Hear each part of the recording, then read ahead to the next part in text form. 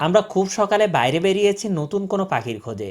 সকালবেলা নদীঘাটে এসে দেখি কোনো নৌকা নাই। আমরা চুপচাপ বসে আছি, কারণ নৌকা না আসা পর্যন্ত আমরা যেতে পারবো না।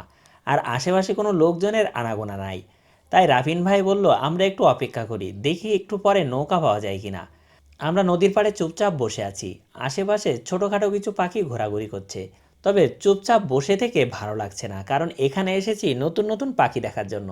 যদি পাখি না দেখে চুপচাপ বসে থাকতে হয় তাহলে তো ভালো লাগার কথা না। আমি চারিদিকে নজর রাখছি, দেখি এখানে কোনো ধরনের পাখির দেখা পাই কিনা।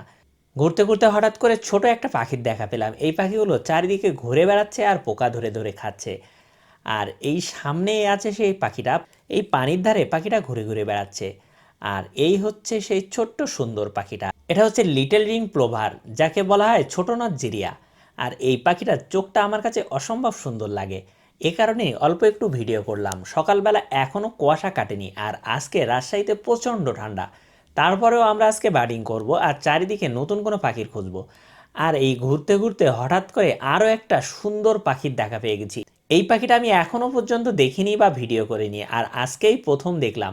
চলুন তাহলে এই পাখিটা আপনাদের দেখানোর চেষ্টা করি। আমরা সবাই মিলে এই পাখিটার অনেকগুলো ছবি তুললাম, ভিডিও করলাম। আর আমার সামনেই আছে পাখিটা। এই পাখিটা সচরাচর দেখা যায় না, তবে এই পাখিটা একটু অন্যরকম এবং সুন্দর দেখতে। আর আমার সামনেই দেখছেন সেই পাখিটা। পাখিটার নাম হচ্ছে রিভার ল্যাপুইং, যাকে বাংলায় নদী টিটি বা গাং টিটি বলা হয়। এই সুন্দর পাখিটা নদীর পাড়েই পেয়ে গেছি। তবে একটু আগেও একটা কেঁচো খেয়েছে, আর কেঁচোটা এখনও মনে হচ্ছে পেটের ভিতরে নড়াচড়া করছে। ও এই জন্য হয়তো ঠোঁটটা নাড়াচাড়া করছে।